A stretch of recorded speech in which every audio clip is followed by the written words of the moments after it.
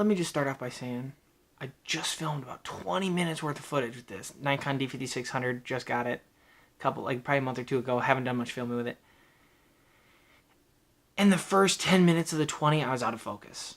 I started way up here, and then I moved back, and I guess it just never adjusted. I don't know if I didn't have a setting right, but it just was blurry. So we're redoing this. I'm going to make this super quick as I can. How to make money in college. Make sure my face is in. Okay. How to make money in college. Number 1, get a job.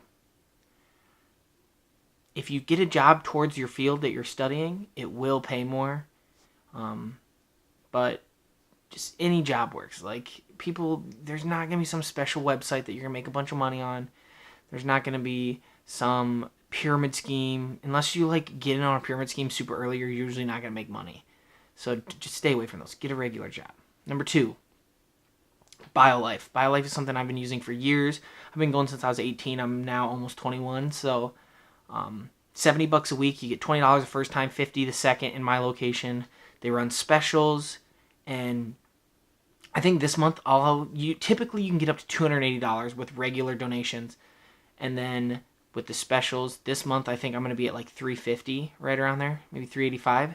So that's like rent. Like where I live, rent plus utilities for me a month is $350. So, and that's relatively cheap for my area. So BioLife can basically pay your rent, excuse me. But yeah, so getting a job, like a regular job, or hopefully one in your field, good.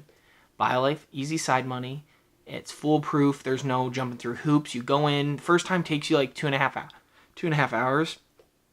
And then after that, it's about an hour and 5 minutes in and out, depending. I'm a little bit heavier, so I have to donate more than someone. I believe if you're under 170 pounds, you have to donate a lesser amount, and then it starts at 130, I think, and then goes up to 170, and then up to whatever, So I have to donate the biggest amount because I'm fat. So that's how that goes. But that's decent money. About an hour 10 minutes, you're making $70. So you have to go twice. So 2.5 hours at max. You're making $70 for that. So that's a pretty good pay rate. I wouldn't suggest that to be your only income, though. I'd still get a job of some sort or make some sort of money. Number 3, and I can make a separate video on BioLife if you guys are actually interested. It does include needles. A lot of people get nervous about that. I did too until I started getting paid for getting stabbed with needles. Then it was all fine, so keep that in mind. Option 3. Internships. Internships are typically just during the summers, though, and that's the thing that sucks. But you sometimes can find internships that go throughout the year, whether that be you take a semester off and still work full-time, or you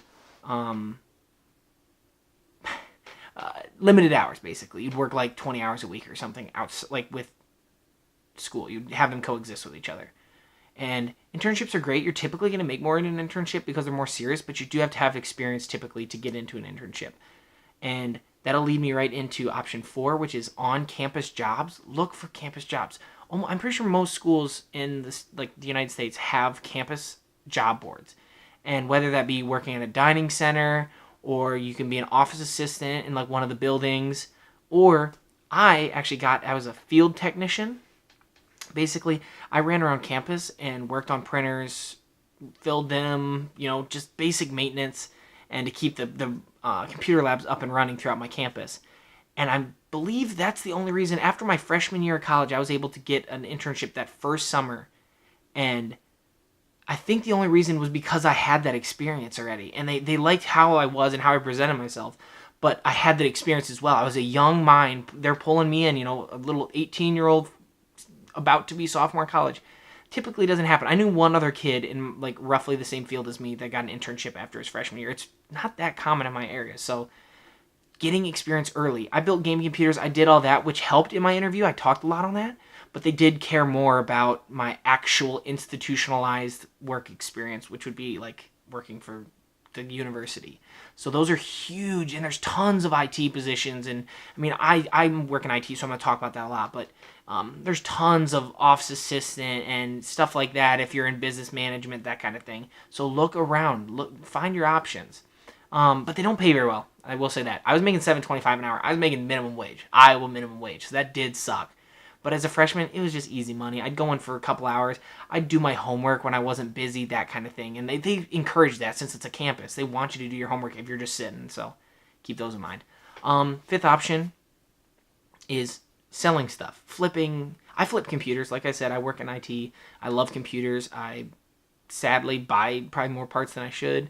I make money on them, though. I don't let them go to waste. I build a computer, or I'll sell individual parts and upgrade my own parts, that kind of thing. So, I mean, everybody's going to be a little bit different in that aspect, but flipping stuff is great. I do anything electronics, and recently with my brother's girlfriend, I've started making sweatshirts. We buy sweatshirts at bulk rates and then print a vinyl decal and heat press it on. And so we've started doing that for one of my brother's social media company things, you want to call it.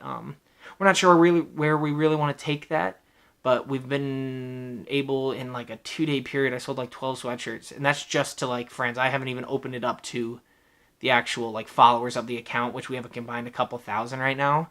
So that's something that's going to come in the future. But yeah, there's so many things you can do, but you got to go to what works.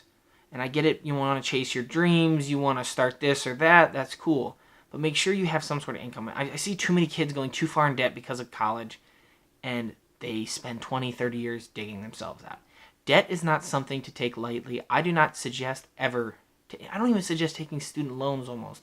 Like, I get it, there's going to be experiences or times when you really need to, but if you take a student loan, you have to, like, reassure yourself that you're going to get it paid off before term. Like, too many kids get out of college with $60,000, $70,000, $80,000 in debt because, number one, they don't work while they're in school because they're like, oh, my loans will pay for it. And B, when they come out of school, they're going to be making $40,000, $45,000, and not, you know, they're going to buy a car on a loan, and then they're going to get a house on a loan. Don't go into debt, please. That's the biggest way to make money in college, is to not go in debt. Focus on making money and paying stuff off. Or I have a friend, he's out of state, so he pays like a lot for tuition, but it's cheaper than his home state. So he does his best to pay what he can with cash. Like over the summer, he saves so much money from working. And we're in positions where we make a good deal. You know, we're at like internship level positions, so we're making like 14, 15, 16, 17-ish range. And he was able to save up, you know, probably $5,000, $6,000 to put off towards his tuition. And his tuition, I think out of state is 14, whereas in state's 8,000 at the university I go to. And, you know, he's able to pay off a decent amount of that. And then his loans go to the other part, but at least he's getting most of it paid off. Like, I can't stress, number one, pre-saving for college. Number two, talk to your parents about what they plan on helping you with, if they're gonna help you with college or not. Because I know I had a lot of friends that thought they were gonna get assistance from their parents, and then it came college time, and their parents were like, "No, we're not helping you at all," and they're kind of screwed. Or I had friends that didn't plan to go to college, and their parents were like, "Oh, we'll, you know, pay for it." So talk to your parents. Be open about it. Say, "Hey, I was wondering, like, do you guys plan to help me at all with college, or am I going to be expected to do it on my own?" And I'm not, you know, either way works. I can appreciate both ways. I mean, I'd prefer more parents to help their kids and try to further their education. I'm not saying send them to Yale for 8 years, but assist your kids. Like, help build them to be the best they can be. That doesn't always mean education. I have tons of friends that are in trades that are in apprenticeships, that they don't go to school, or they go, like, for a week every 3 months, something like that. There's so many great opportunities. You don't have to go to college to succeed, but it definitely helps in a lot of fields. So keep that in mind. I hope you guys liked the video. I tried to make it shorter this time because it was 20 minutes last time I filmed it, and I was kind of rambling, that kind of thing. If you did enjoy it, please drop a like and comment parts you enjoyed or questions you have. I will do my best to answer anything I can, and if I can't, I'll point you in the right direction on where to find those answers. But the more interactions we have in this video, the more YouTube will push it out.